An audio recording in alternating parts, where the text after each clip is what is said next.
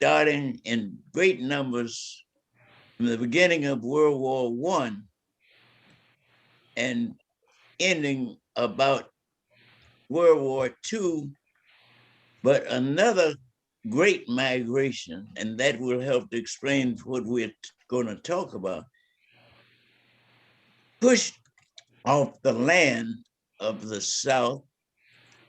Cotton picker could, mechanical cotton picker could pick more cotton in a day than 25 or 30 hand pickers. And those people had been denied the educational opportunity and lived in plantation lands. They were pushed off the line. And they came because they heard that in the big cities of the North, particularly Chicago, there were opportunities and jobs for unskilled, uneducated people. And I had that experience during World War II when many of the younger men in my unit, it was amazing, could not read or write, but they could shoot. And that's kind of a background of what we're getting ready to talk about in terms of this boycott of the educational institutions in Chicago. Yeah, and one of the largest boycotts in American history. Yes. Yeah, over 200, close to 250,000 people boycotting is pretty remarkable. That's right. More than half of the school population. Yeah. Yeah, half of it. I mean, think about that. At the time, 63, you're looking at basically 51% of the Chicago Public Schools population was African American. That's right. And that became dramatized and exemplified with the boycott, where African American children were concentrated in the public school system. And the concentration was 2 and 3 times that in a adjoining all-white school, and yet the all-white school, which might be in the next district or community, might have empty classes, empty rooms, and yet the overcrowded Black schools were denied the opportunity to go to those schools. The white population after World War II began to flee the cities very much in Chicago and moved to the then newly created suburbs, many of which Blacks could not move. And yet education was a very important part of the Black hopes and dreams in that period. And so the boycott, exemplified by smaller boycotts in the South, like New Orleans and other places, and inspired by the fact that those of us who were in education and part of the March on Washington, the big March on Washington, we returned with an attitude that we were going to try to make a difference. And then the boycott came soon after.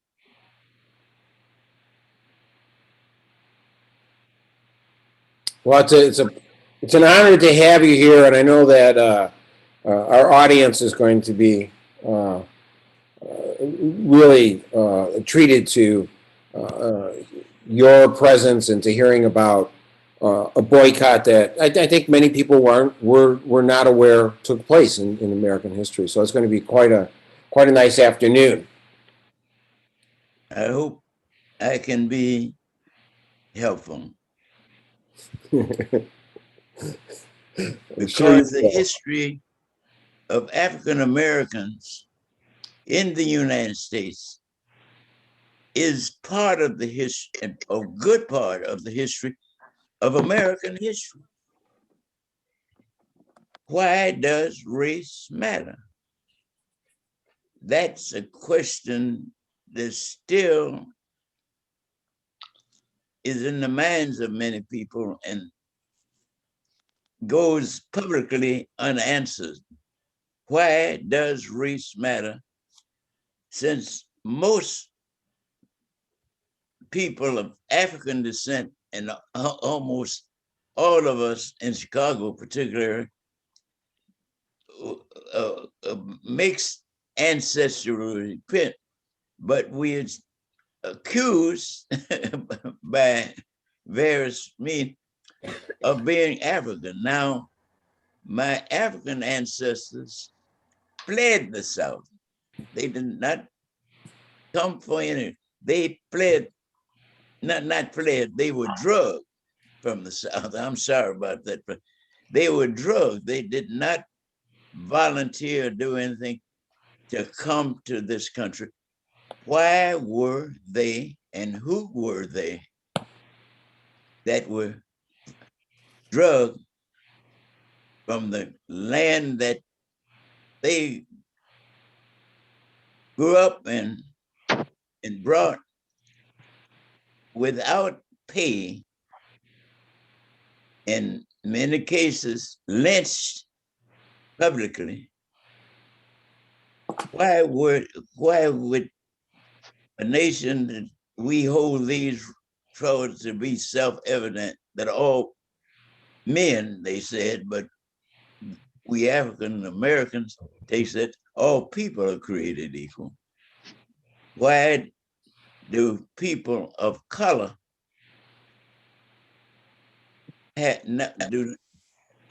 be denied that equality of opportunity, educationally, politically, culturally, socially? Why do those people who did not volunteer but were drugged, who were those people? When I talk with young people, white, black, whatever the background, uh, when you go shopping, what do you go looking for? I ask that question. They fumble around, talk. Eventually, one of those bright young people would say, Mr. Black, when I go shopping, I look for the best I can find for the cheapest price. And I asked the question, what do you think the slave traders did when they went to Africa? What did they do? The best they could find for the cheapest price. And yet, the land to which they were transferred, I know that from my own personal family history, they were separated racially, first as slaves, and then in segregated communities of the North. And certainly when the migration came from the urgence to come north to cities like Chicago, why weren't they treated, since they had the skill and the desire, why weren't they treated equally like other groups? And that is a kind of a background of dealing with the issue of the boycott of '63. Just partial, it's not complete.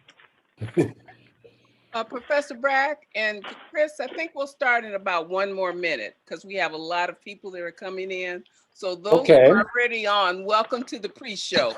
You haven't missed anything. We're just warming up. So we'll give it about another minute and then we'll begin.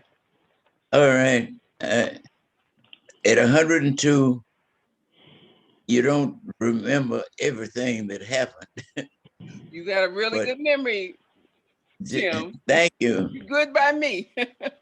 Thank you. Thank you. This is my former student. Janice. Okay. I'm the president of the Historical Society, and you know my dad and you were in the old bunch together many years ago. Okay. Yeah. I'm the former student. This is Ingrid. Ingrid. Yeah. And that is another very interesting experience. The Hyde Park High School experience, where the issue of class became very important. Tracking, do you remember the tracking system? Oh, absolutely. Absolutely. Did you understand what I'm talking about? Absolutely. I also went to Hyde Park, but you taught my sister, Professor Black. I never had you for a class, but I did attend Hyde Park as well. Okay, that was the classic school for all people, and you middle class whites and blacks and Asians were in the upper tracks Yes. of Hyde Park, and less fortunate newly immigrants What? like Jeff Ford. You remember I'm Jeff looking Ford? at it on Yeah. up here. The Blackstone Rangers. Absolutely. I lived down the street from them. Yes, I knew them. Well. Oh, you know what I'm talking about. Yes, we do. Okay, I guess It we would can not. start. What Yeah. do you Hi, say? Hey, Kathy. Yeah. hi, Janice, and hi, Tim. Hello. Kathy Huff here. How are you? Okay. Okay, we'll start, and then I'm gonna, after I finish my Oh, well. introduction, I'm gonna go back and manage the waiting room. Okay, Sounds- so we'll start now. Okay, good afternoon. I'm Janice Knox, and I'm president of the Hyde Park Historical Society. And I want to thank you for coming to our Black History Celebration, titled The 63 Boycott, a conversation with Professor Timuel D. Black, Jr. We are so honored to have Tim with us this afternoon. Tim is one of the Hyde Park Historical Society's Emeritus board member, and he's Chicago, and I would say the world's griot. We're also honored to have Tim's former student, Miss Ingrid Wallace, as today's moderator. Special thanks goes out to Tim's wife, Miss Zenobia Johnson Black, and as well as another Emeritus board member, Jay Mulberry, who helped with planning of this afternoon's event. Today's very good. presentation is being recorded and will be posted on the Society's website at a later date. I would ask everyone, if you're not actually speaking, to please mute your microphones. Again, welcome and thank you for your interest and support of today's event. I would like now to introduce the Vice President of the Hyde Park Historical Society and our program chair, Dr. Chris Stacy, who will do the formal introductions. Chris? Thank you, Janice. Welcome, everybody. I'm going to put up a PowerPoint slide, and I'm very pleased that you could come this afternoon. And of course, one of the things we want to do is to make you aware of other events that we're going to be holding in the near future. And one of our coming events, that we have a long-standing book club. It's very vital with really interesting books and authors. And the next one is going to be on Monday, 3:15. It's going to be Gabriel Bump, Everywhere You Don't Belong, a novel. We hope you attend that. And let's see. Then we're going to have a film that deals with contract buying in the city of Chicago, part of a larger film 6-part series called The Color Tax on March 21st, on Sunday afternoon. And this is one of 6 films that are dealing with how residential segregation formed in the city of Chicago. This one is particularly situated to look at the origins of contract buying in the city and how it is that contract buying in the city of Chicago drained the financial resources of the African American community. You can go to our website, www.hydeparkhistory.org, Yeah, I'm up. to I'm up there. an overview Video. of our other events and calendar. And also, we ask people to consider becoming members. The membership is $25 for students, $40 for individual, $50 for family, and $100 for corporate. And your membership helps us sustain our programming at the Hyde Park Historical Society. So please visit our website, and if you enjoy the type of programming that we do, consider becoming a member. Thank you. Now, for today's event, 63 Boycott, the 1963 Chicago Public School Boycott over segregation. And we have 2 guests, Ingrid Wallace, and as some of you who came in early, Professor Timuel Black. Ingrid Wallace is going to be the moderator of today's program. Ingrid is a Hyde Park native, and she was a proud student of Professor Black at Hyde Park High in 1964, the year after the first bus school boycott. At that time, it was a rare privilege to be taught Black history in the city of Chicago. Ingrid went on to receive her bachelor's degree from Loyola University, and she is currently the president of Ingrid Wallace Presents, a Chicago-based consultant.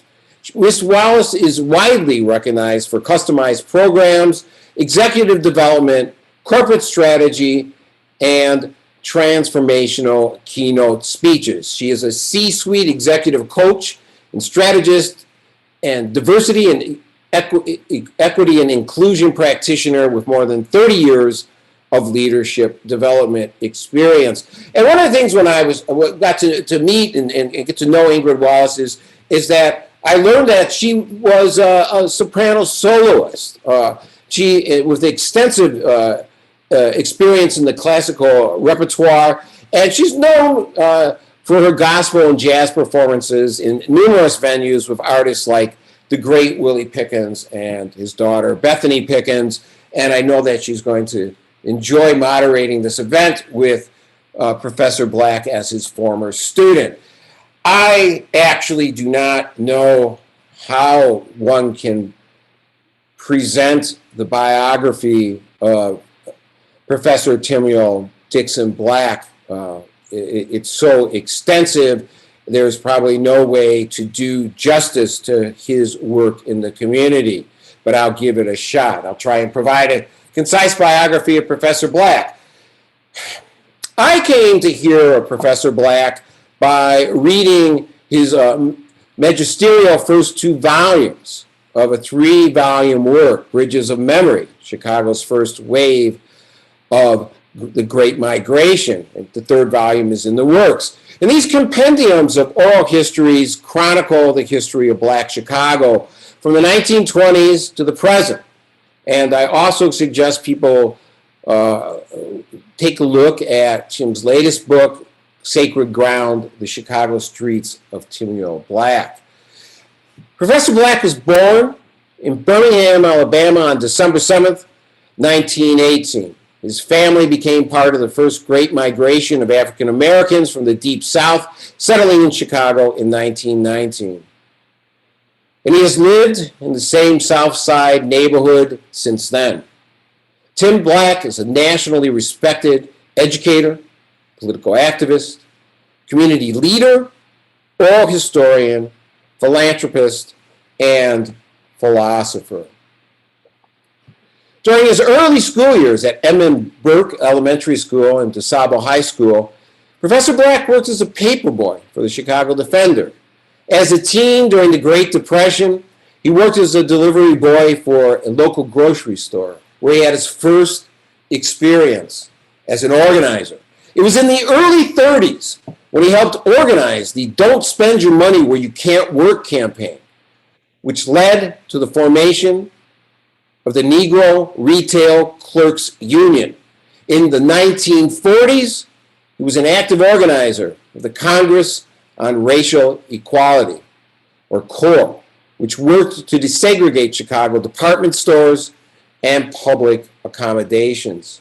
Professor Black served in the U.S. Army during World War II and was awarded 4 battle stars and accorded the Gloire, the highest military honor accorded to France to non-citizens.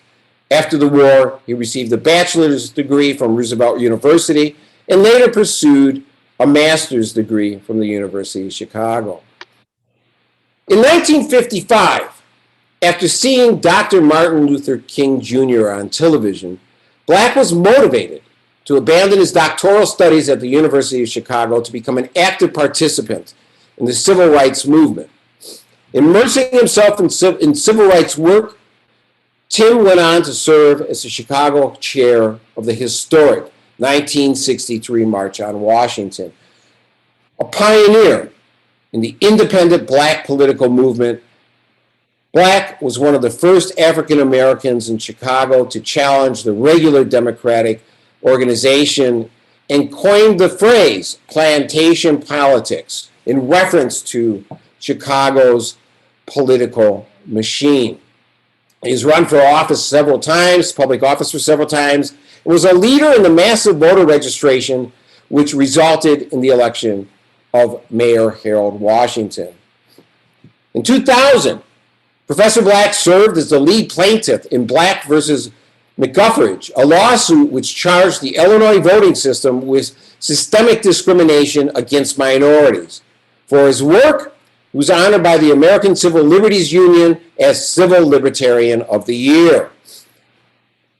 In January of 2012, the Timuel D Black Archive was officially inaugurated and opened to researchers. This massive archive of Black's documents, letters, and memorabilia is housed in the Vivian Harsh collection at the Carter G. Woodson Regional Library in Chicago. And I think that after COVID passes, it would be well worth your time to take a trip down to the Vivian Harsh collection.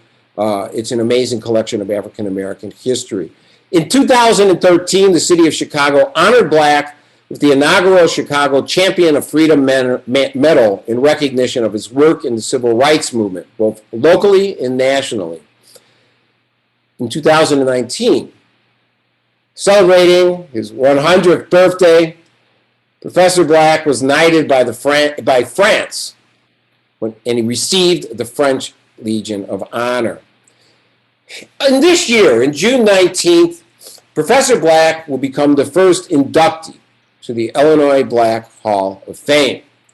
I've heard Professor Black say, quote, "He's done the best I could do every day, and that is my reward," over the long course of his life. Today, I hope you will see why Professor Black's lifetime of activism and teaching will be our reward as well. And now I'd like to turn over the program to Ingrid Wallace and Professor Black. Thank you so much. Thank you. You know, it was such an honor when the Hyde Park Historical Society asked me to moderate this program for Mr. Black. He's always Mr. Black to all his students when we talk about him behind his back. We talk about him to his face. He's always Mr. Black. And we still talk about that experience.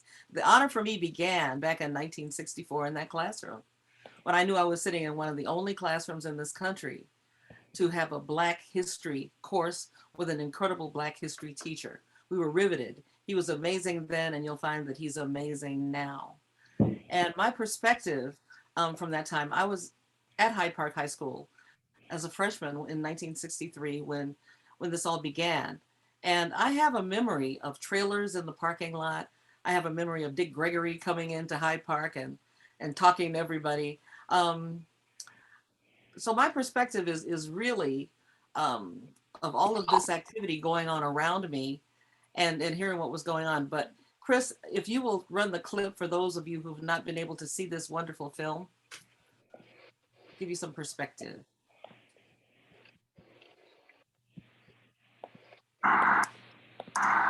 My kids were going to school on half-day shifts, the same as I did when I was in school, because Black schools are overcrowded.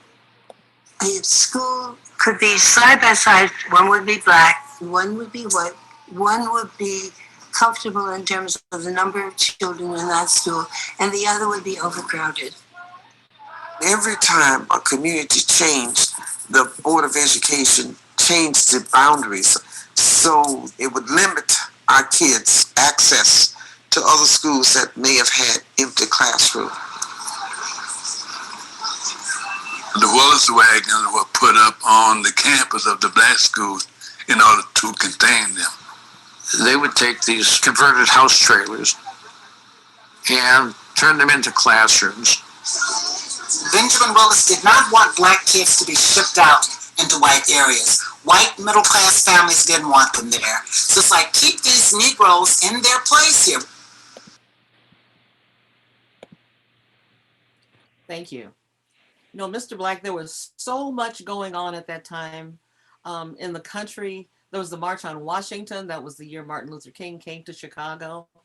All of these things were going on. How did it inform and how did it inspire the actions taken in 1963 against the Board of Education?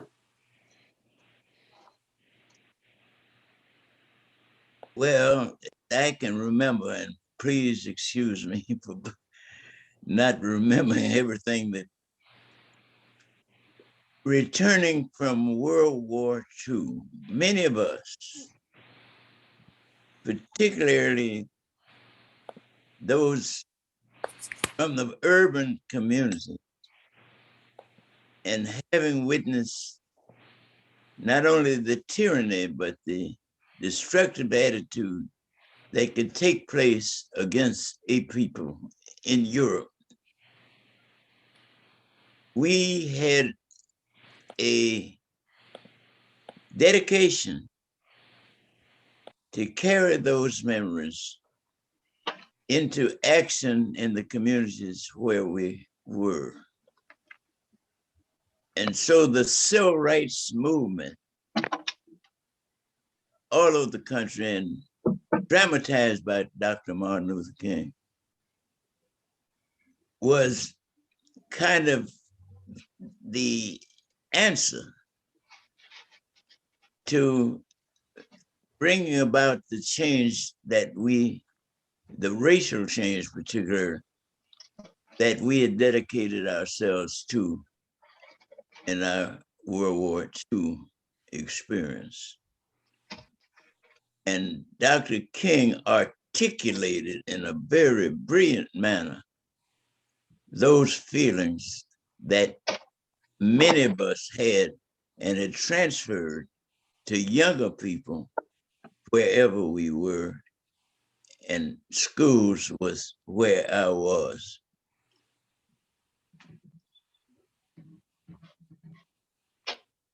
Does that help? It does help. And I think we're kind of interested in how the march in Chicago came together and the demonstration against the public school system in '63. How did that come together in the midst of all of the things going on? Well, many of, particularly the younger people who were active in the core Congress of Racial Equality that had been started in 1941 or so at University of Chicago, and that's a big story, and sorry, I can't remember all the details. They were concerned about equality and opportunity. And Hyde Park with this diversity after the Hansberry decision of Shelley versus Kramer, which broke the barriers of housing segregation in terms of formality, restrictive covenants were ruled unconstitutional by Mr. Hansberry taking the case to the Supreme Court. There was also this, because of the concentration of Blacks in the old Black Belt, the ghetto, that overcrowding in the schools had an effect on the quality of education that was possible. What became the Willis wagons, and I experienced that. It were called portables before. That we were packed in 2 schools at a rate of 3 times that in an adjoining community south of our schools and west of our schools and north. The ghetto was depriving young people of the education and to give them the skills and the knowledge, the social skills and the knowledge as well as that they needed to move out into the bigger world. And so with Dr. King's inspiration in Alabama, Georgia, and the South, after the March on Washington, there were organized, I forget her name, but she was moving to the far South Side and wanted her children to have the opportunity of education and was being denied. And so, because she was an activist with the Packing House Workers Union, Packing House Workers Union was very active at that time, she started that and inspired those of us who had been active earlier to organize our younger people, particularly, to boycott the schools in order to dramatize the inequality that African-American students were suffering. And because of the past history, their parents and other, it was relative in organizations like CORE and SNCC and NAACP, and it was in Illinois, the organizations, the voting operation, and I'm glad that Jay Mulberry is part of this discussion because he was a very active, he and his wife were very active people. And it was easy, in a sense, to start the school boycott that would prove and educate and dramatize the larger republic about the inequality in education because of segregation in the public schools of Chicago. Does that help explain it a little bit? Absolutely. And I believe the person you're talking about is Rosie Simpson. Oh, yes. And we have Rosie. That's right. We have a clip of Rosie speaking. So Chris, would you roll the clip of Rosie? Pardon? He's going to roll a clip, Mr. Black, of Rosie speaking. Oh, you do? Yes. Good, good. Rosie was, she was the initiator.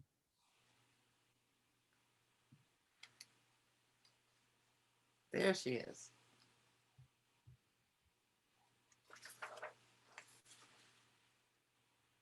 No volume, Chris. It's okay. I'm seeing it pretty To young build lady. all mobile units. Let me go back. And there was no volume. Here we go. There's now. Disrupt. We're out What's to done then? You go back to the beginning of that clip. Yeah, I'm going to go back a little bit ahead of the beginning. Racial equality decided to sit in at the Board of Education. And we sat in there for about a week, starving because we forgot about planning for food, and but we had everything else planned. So we got a lot of PR. Another explosive protest was led by a woman named Rosie Simpson, who had some union background. That's right. Living in Inglewood. One day, my children came home and said, you know, we're going to start in a new school on Monday. And I said, where? Their plans were to build an all-mobile unit school between a railroad track and an alley. We were going to do whatever was necessary to stop them from members of CORE. Went up to the top of the pole and wouldn't come down. We would lay down in front of the bulldozers. We bought chains to lock ourselves to the police cars.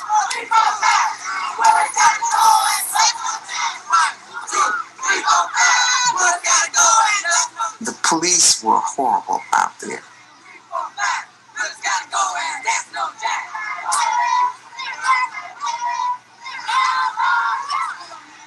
And we met with the mayor and the Board of Education. Mrs. Simpson, you say that it's going to stop?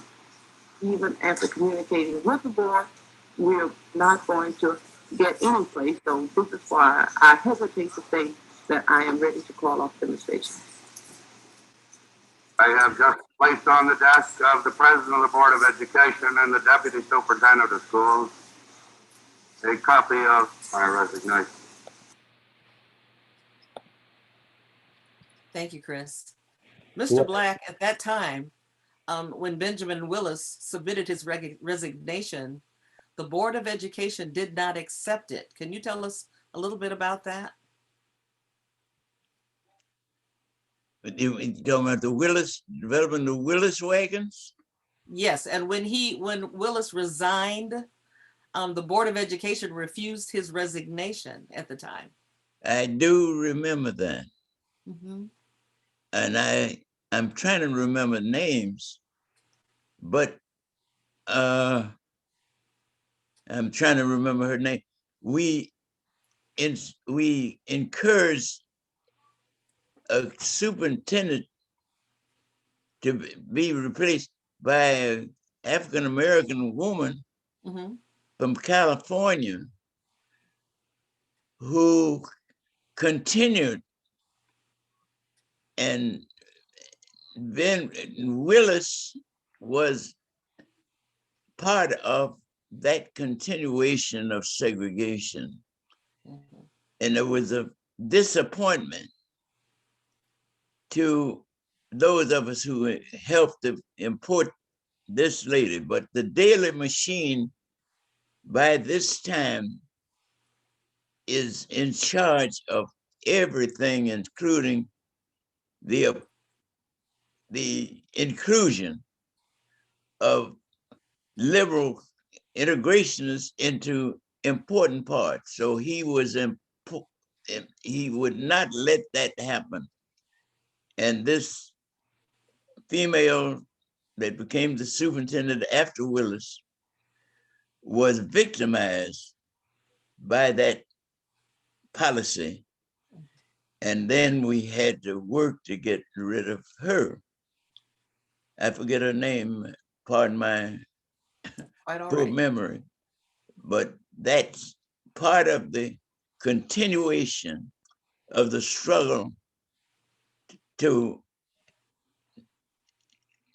break the segregation in schools and then therefore by the fact of segregation give our students, all students, but particularly African Americans, equal opportunity to get quality education that would prepare them to go out into the bigger world with sense of equality because they had the skills. Right, and it was our understanding that Benjamin Willis came up with a plan to put the mobile units in already overcrowded schools to keep Black children from being transferred to white schools. Oh, absolutely. That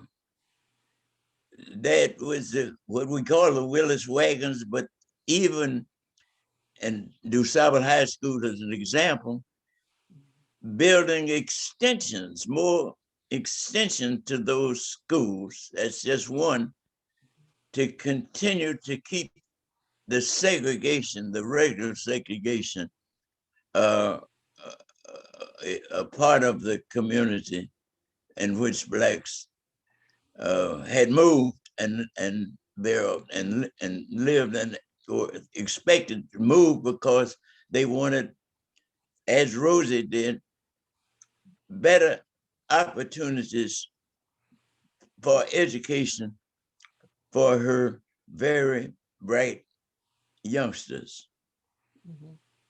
And so the struggle was continuation of the civil rights movement that was dramatized by the support for that segregation that the activists received from a larger community. And Hyde Park was a very important part of that struggle. Hyde Park students, the privileged young people with this great school, participated in the organizing, did not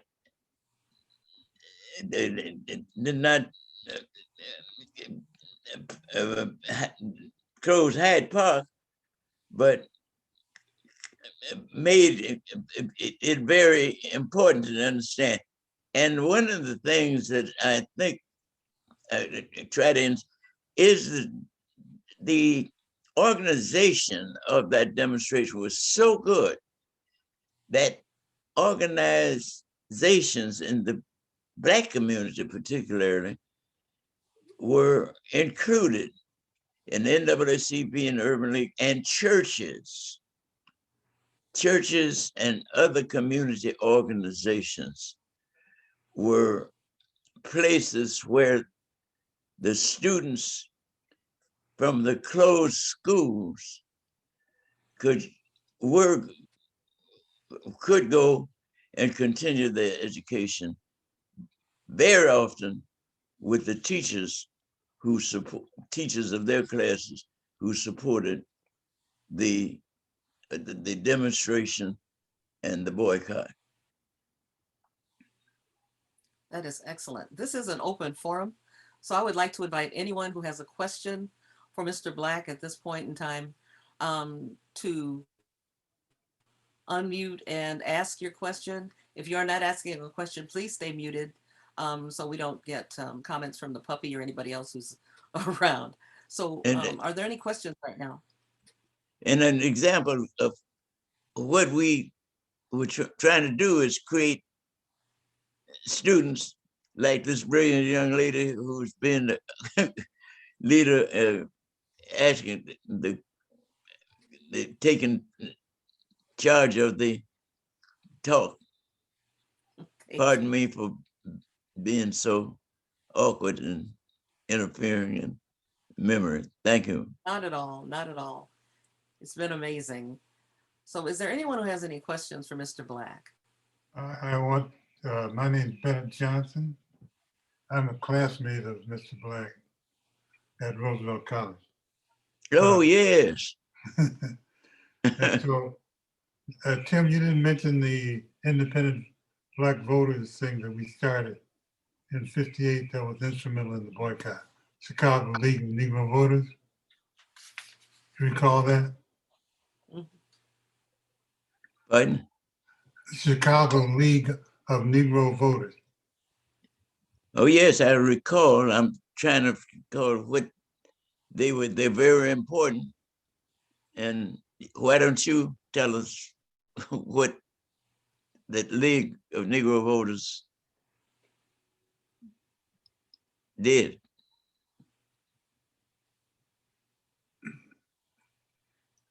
Mr. Johnson, could you tell us something about the League of Negro Voters? Oh, sure. It was started by Gus Savage and Tim and Bob Winbush. Ooh, thank you. And we ran the first Black for city clerk, Lemuel Bentley, in 1959, as well as several aldermen in all Black wards. And we set up a structure of precinct captains and so forth. And that was very helpful in getting people out for the boycott. So I'm just trying to relate the fact that we were active independently. When I say we, I'm talking about Tim and several others, Brenetta Hallberry, Luster Jackson, I just can't name all of them. And that was important in having a substructure so that we get people to participate in the boycott. Oh, and thank you. You bring back some memories and activist names that everyone should know. Gus Savage and all that period of time, and yourself. I just wanted that movement to make the boycott was a continuation of the spirituality that we shared and had inherited from our ancestors, that a change can be made, but participate in making that change. And I was so proud of people like our younger people on this program, that they were passing, that was being passed on to them, which was the legacy of their ancestors. And education was such an important part of that. And examples exist that were the products of that movement, but the larger civil rights movement, but that was important, that education in Chicago was so important that older people encouraged the younger people to get that education and be prepared and have the feeling that the door of opportunity was going to be open and to be prepared to walk in. And some of the examples would be the first Black United States Senator after Reconstruction. I'm trying to think of her name right away. But others who were the beneficiaries. Carol Mosley Braun. Carol Mosley Braun. Oh, Carol, please forgive me. But she was a product of the neighborhood, but also a recipient of the breakthrough. And we can move on to the family of Barack, Michelle Obama also. And we can dramatize the story by telling the fact that Michelle, when she married Barack, was an inspiration to him. And I was included in being part of that inspiration. That's the reason I can tell the story. And he was inspired to become a political patient and was prepared. But she was prepared and her family was prepared by the educational opportunities that were open. And we can move it over and up and say the president of the United States would not have had the inspiration and the information had he not met this Chicago educated person. And that was part of the movement that broke the barriers for her in the southern part of the South Side of that period. Pardon me for talking so much, but I'd like for our listeners to hear the story of this old man as his memory. We're here to listen to you talk. Thank you. Absolutely. That's So, why I'm here. Professor Black, one of our audience members, Mary Lou Siddell, has a question for you. Her question is this: given all of Professor Black's decades and centuries in Chicago, I am wondering if you, Professor Black, can share a few things that you would like us to carry on in the coming years. Well, the Hyde Park Historical Society has a rich history of organizing communities and carry that beyond the community. And I think that we can help the bigger community by sharing that experience and activity with other communities that may be in distress. And my story and those of my students who are part of Hyde Park, former students, could help them to see living examples. And then politically demand that our educational institutions be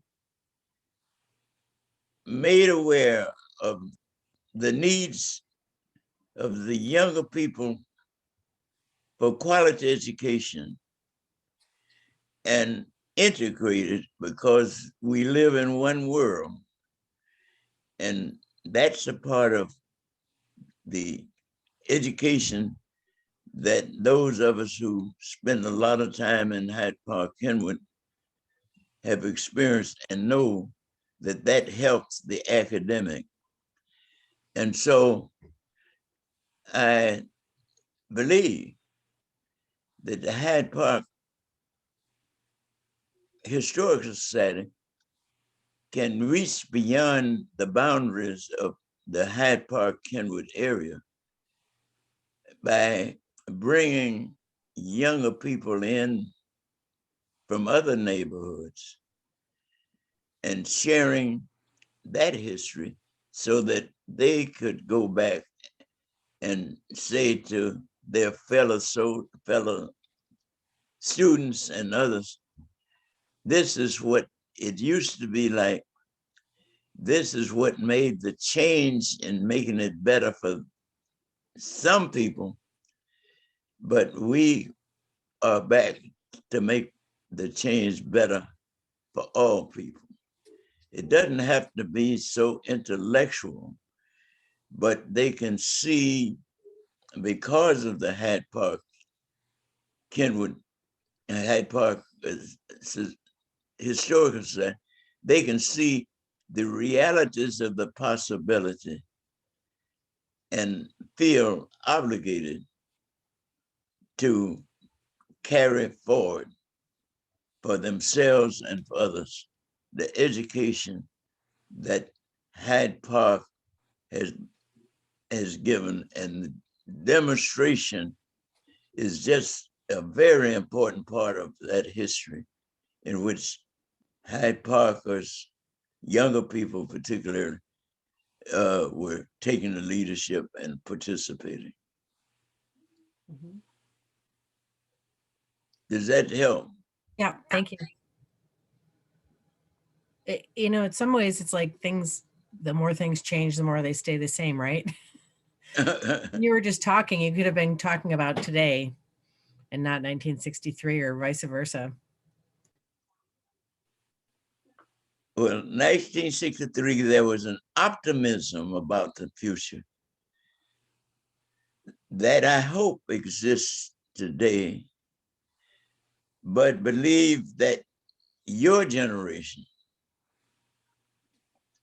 inspired and informed by older people in my generation, can help younger people today with the new communications equipment and all, to see that future, but know that the door is going to open. Be prepared to walk in, which you and your generation can prove.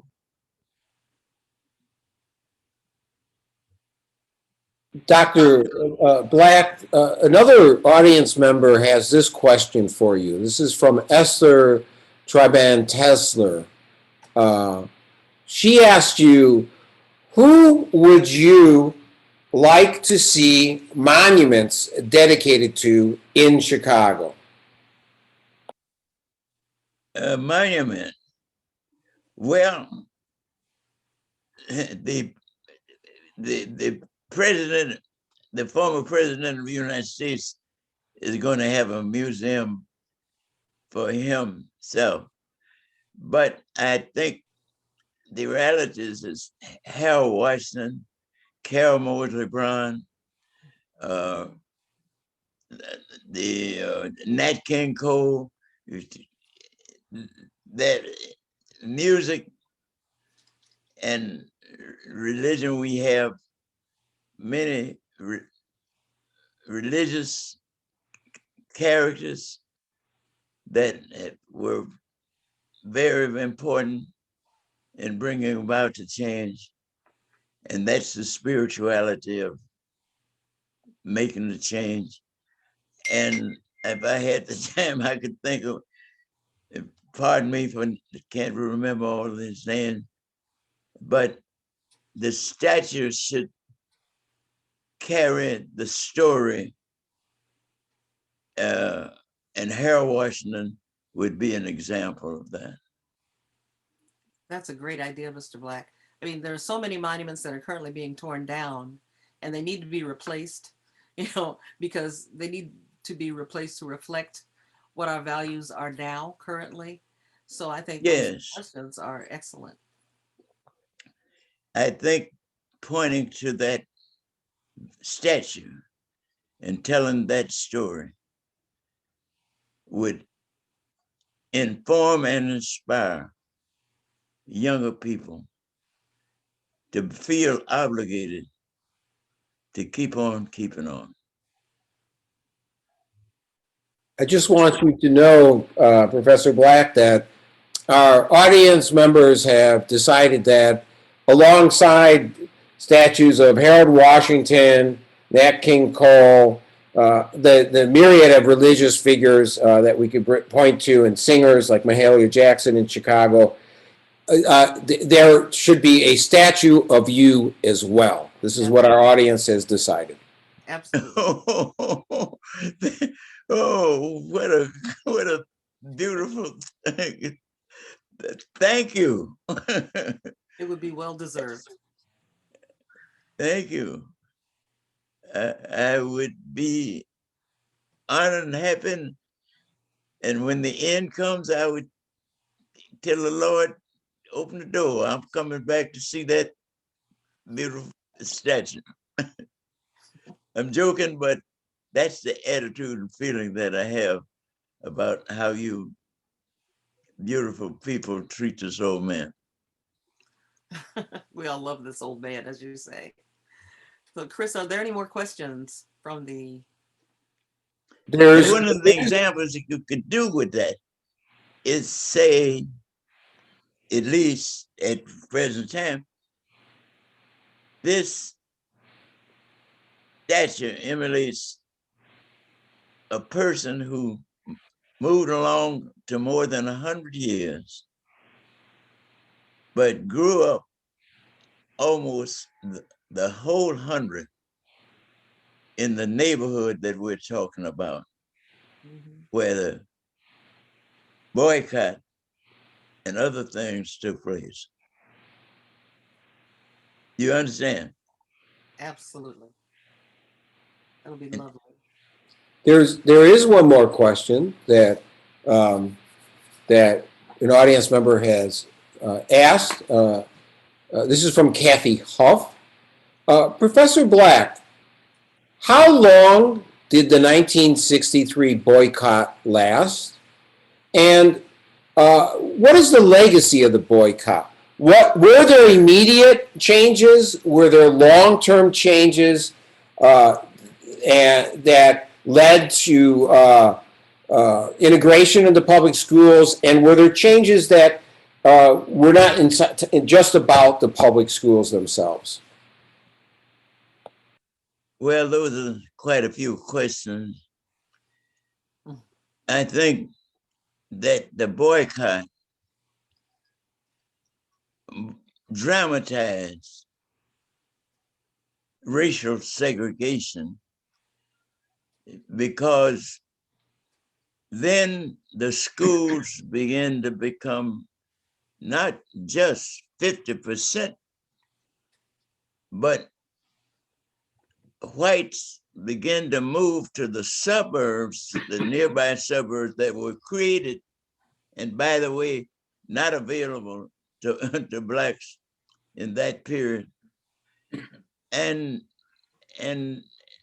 that is the period, the struggle, and does not give the answer to the question, why does race matter? And that is a question in America dramatized by the activities of change in Chicago with support from friends of African Americans, and would exemplify to the world that human beings need to be prepared for the future, regardless to race, gender, or any other difference in their physical origins. And that is one of the reasons this old man keeps on keeping on, knowing that the end is going to come one day, because we live in one world, and that world should offer opportunities on inequality, education being a very important part of that to all people. And Hyde Park, Kenwood, and neighborhoods adjoining have proven, given the examples that I've just listed, that the change can come, but education and collaboration are part of the necessities for that change. Absolutely. Mr. Black, you mentioned that Jay Mulberry is here, and he's here with his wife, Alice, who is one of my teachers at Hyde Park High School, by the way. And she has a question for you. She had her hand raised, I believe. Alice, if you're still here. Speak loudly. Alice? Yes, I remember the boycott because, like many teachers at Hyde Park High, I was the Latin teacher then. That's Alice. What's that last name, Alice?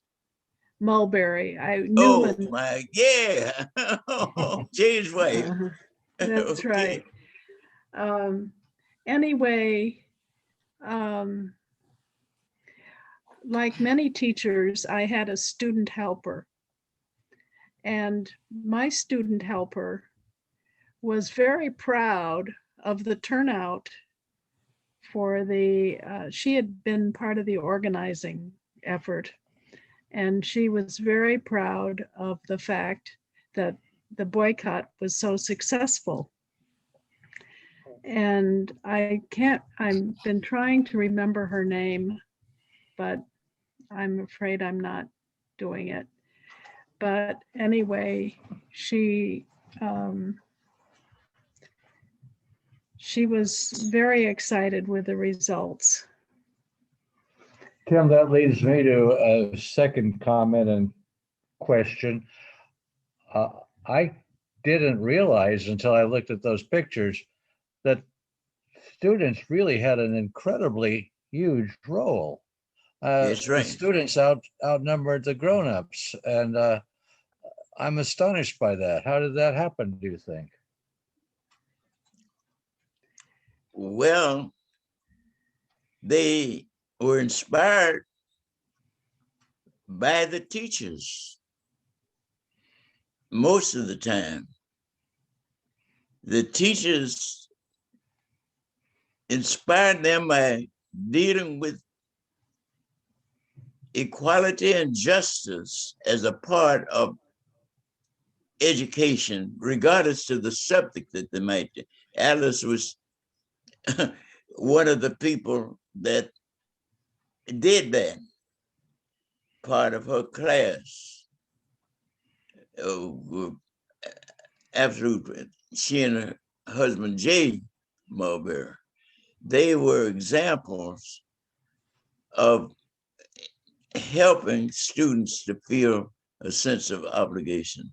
So it wasn't that hard because the teachers were examples not only of the academics or the art of education, but the importance to use that education to bring justice to others. It was beautiful to see, and I can imagine that this was one of the great educational experiences of their life to help organize and take part in such an important event. That's right. That's right. My helper was so excited about the turnout. She really was happy.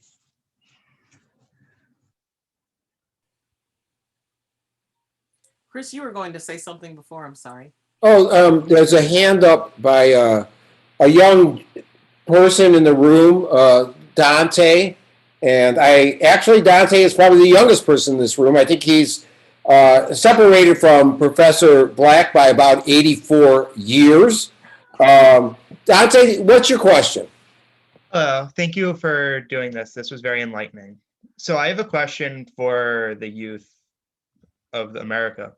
What advice would you give younger generations for the fight for equality?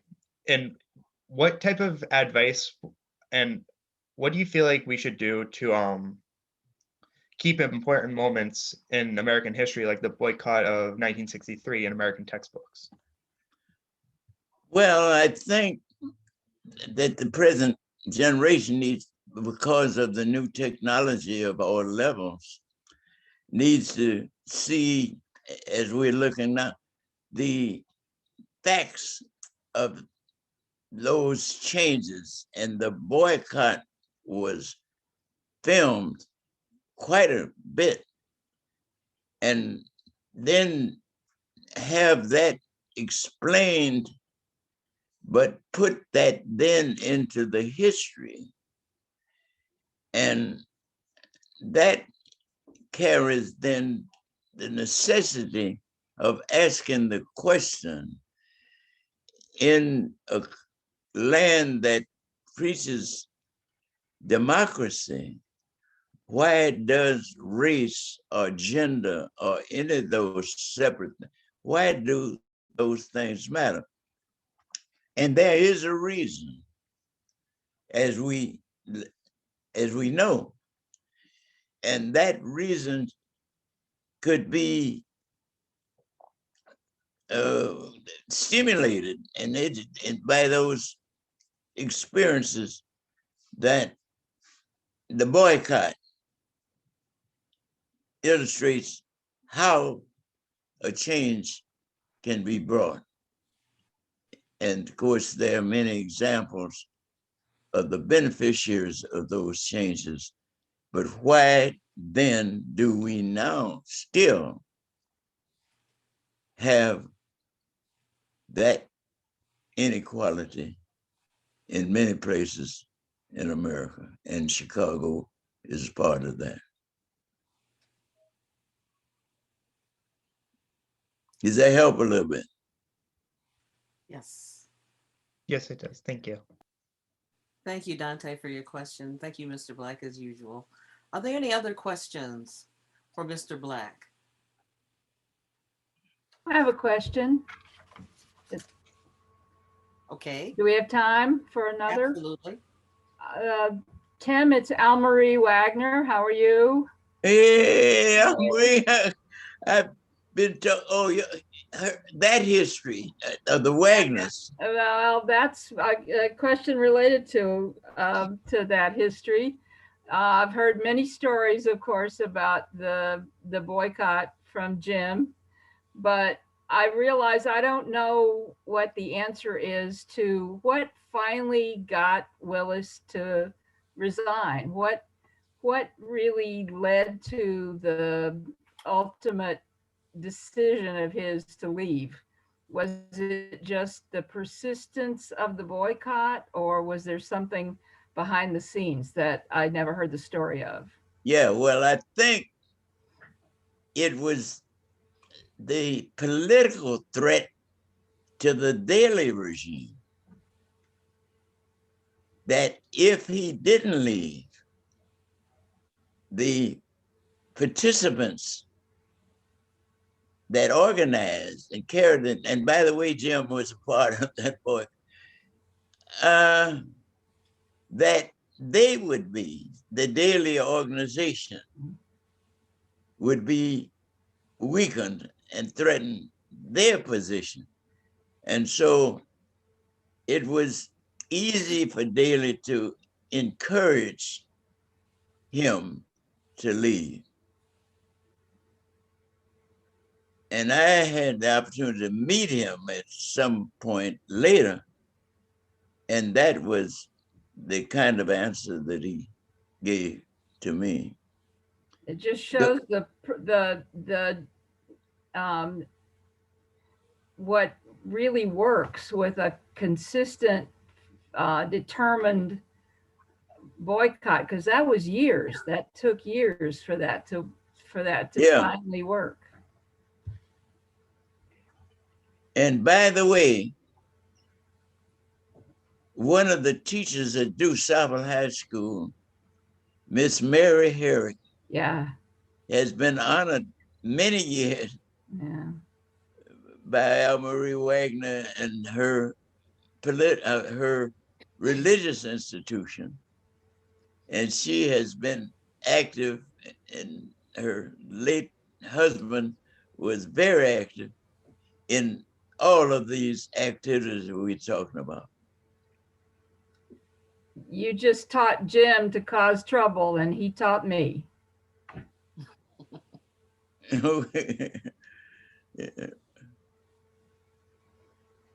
Thank you so much. You know, there's been so much turmoil this year, Mr. Black. And when we look at the demonstrations and we see the thousands and thousands and thousands of young people marching. Yes. No, That's it is good. a testament to what you're talking about. So how do we stay focused with all of the things that are going on with COVID and with all the racial inequality and police brutality? How do we stay focused and keep our eyes on the prize? Well, I think that what I've suggested earlier, that is stories and pictures of the demonstrations, the world that the areas that they were demonstrating, like the civil rights movement and the school boycotts, and let particularly the younger people know that their future is in their hands, and making a difference in others' lives will make a difference, a positive difference in their life. Absolutely. You certainly did that for us. You took the blinders off, you widened our vision, you gave us focus, and it's gotten us this far. And hopefully we can inspire additional generations to do the same. So are there any other questions for Mr. Black from anyone? I'd like to tell a story. Can I tell a story? Okay, absolutely. Mr. Black and I were teaching at Farragut High School. And I was asked by Abernathy to raise some money for the sit-in movement in Montgomery, Alabama. And they sent a guy up here, and we raised $1,000. Tim heard him talk, and Tim said, why don't I have him come to my class? Tim was teaching history at Farragut, I was teaching English. So we arranged for him to come to the class. And at that time, Farragut was 75% Eastern European, and about 25% Black. And he was telling, the young man was telling the kids to get involved. So the parents called and was raising hell. And I got a call from the principal around 1 o'clock in the afternoon to come down to his office. And that was Tim down there, and the principal was raising hell. And that was my last year teaching school. Tim had advised me to take the test, but I just didn't. But the other part of the story is that Gus Savage and I took a young man to Raleigh, North Carolina, when they organized SNCC, and because he wanted to meet Dr. King. And we introduced him to Dr. King, and he became one of King's right-hand men. His name was Bernard Lee. And Bernard stayed with King until he died, until King was assassinated. Oh boy, that history. Thank you. Very good. Very good. That's another story. It sure is. Yeah. Bennett Johnson.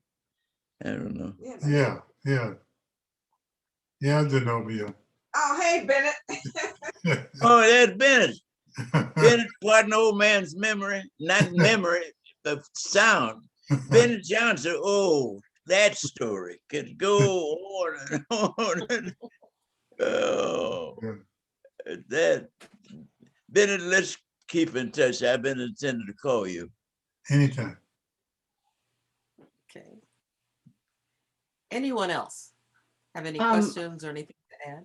I'd like to commend our friend from his Tim Black for continuing to be an educator.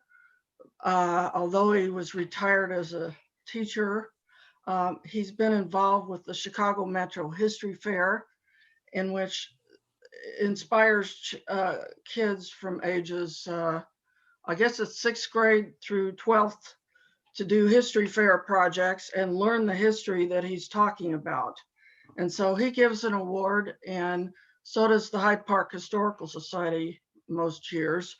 And he has always served on our panel along with Jay Mulberry and others, to comment on history fair projects that the Hyde Park Historical Society has honored.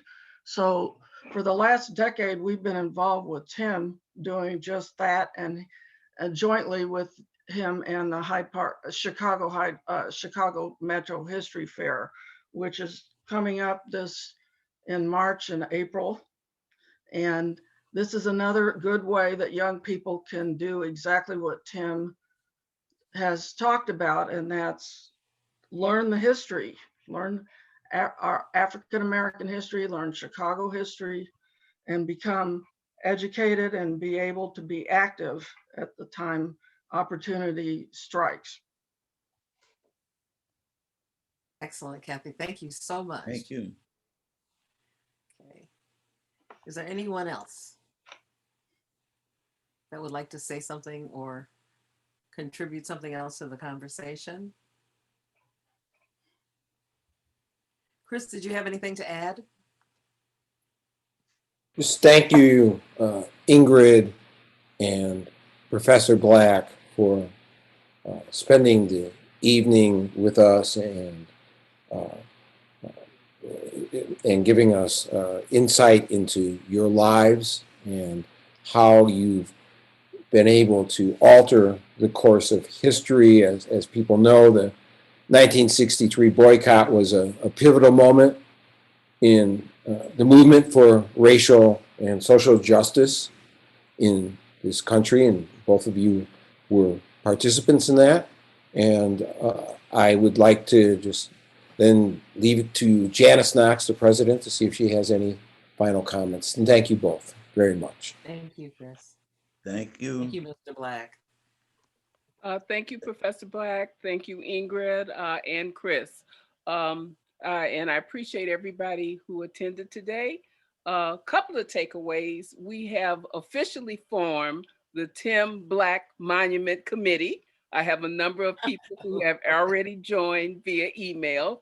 So we're going to get started with that committee. And if anybody else is interested in joining, send me your contact information at president@hydeparkhistory.org, and I will be in touch with you.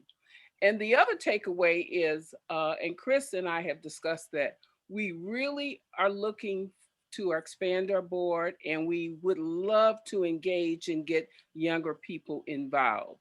So if you are interested in working with us, and if you know younger people, please don't hesitate to send them our information, because they are our future. We're getting a little older, and we would love to have the younger people take our place in the future. So I'm wishing everybody a safe and healthy week. Stay home if you can. I've been home pretty much about a year, and Zoom is just wonderful. I've gotten so spoiled with having Zoom. So again, thank you for participating. We look forward to seeing you at our upcoming events. Does anyone else have any questions for any of the participants? No? Okay.